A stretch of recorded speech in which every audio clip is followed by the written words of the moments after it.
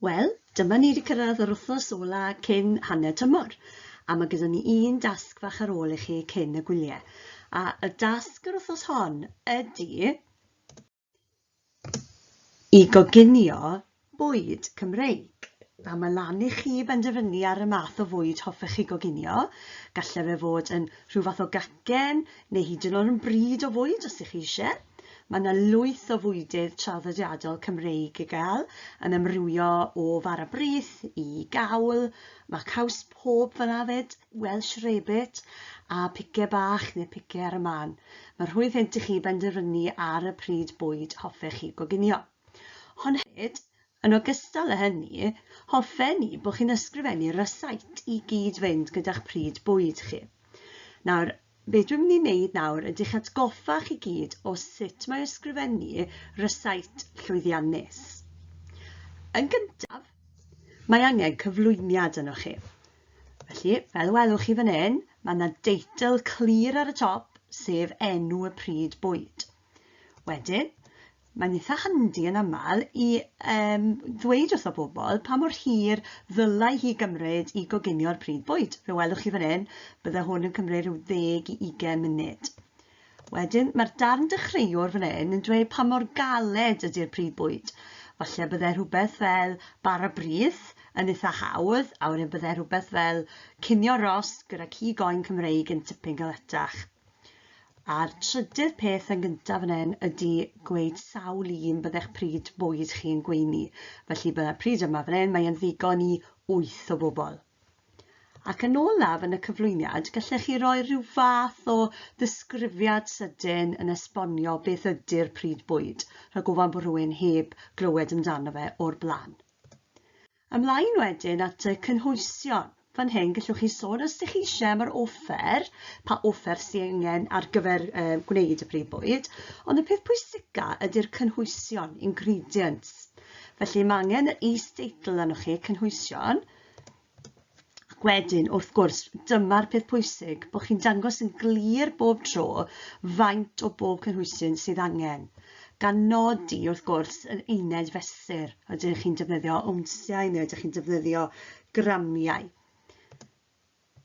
Peth arall gallwch chi sylwi fan hyn, yn enwedig chi plant hŷn, ydy i dreiglo yn ofalus. Felly, os ydych chi'n dweud 150 gram o driog melyn, 125 gram o fenyn, treiglo'n feddal ar ôl arddodiad o. Ac wedyn, mae yna darn pwysig nesaf, sef y cyfarwyddiadau. Nawr eto, mae angen yr is-deitl, bod pawb yn gwybod mai dyna le maen nhw'n dechrau.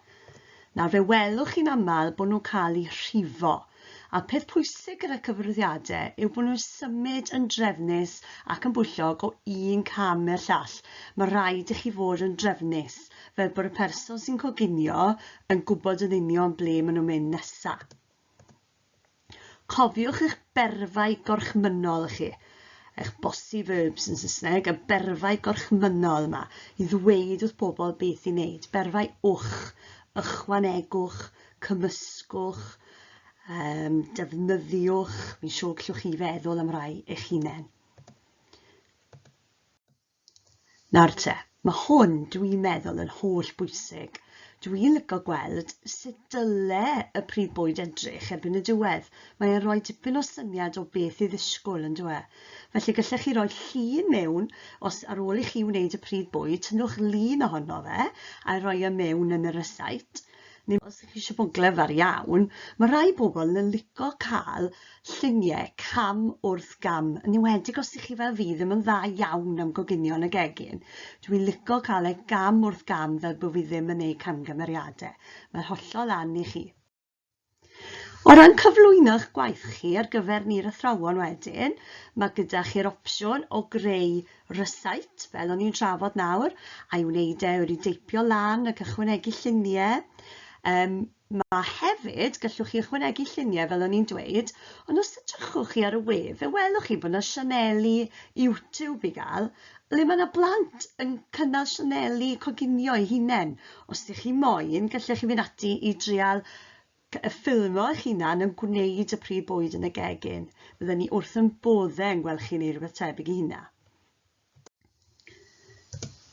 Felly cofiwch, mae angen I chi greu rysait. Nawr mae'r rysait sy'n esiampl fan hyn, yn amlwg dyw hwn ddim yn fwyd o Gymru, ond rydyn ni wedi danfon y rysait yma allan gyda parent mail, fel bod gyda chi'r esiampl I ddilyn.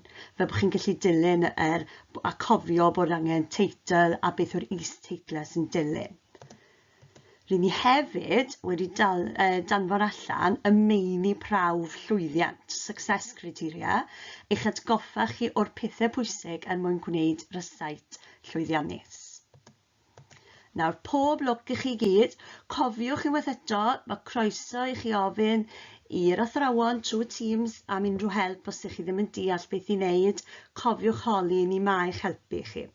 A cadwch yn ddiogel a cofiwch mwynhau'r hanner tymor ar ôl I chi orffen y gwaith yr wythnos hon. Hwyl bawb, ta-ra.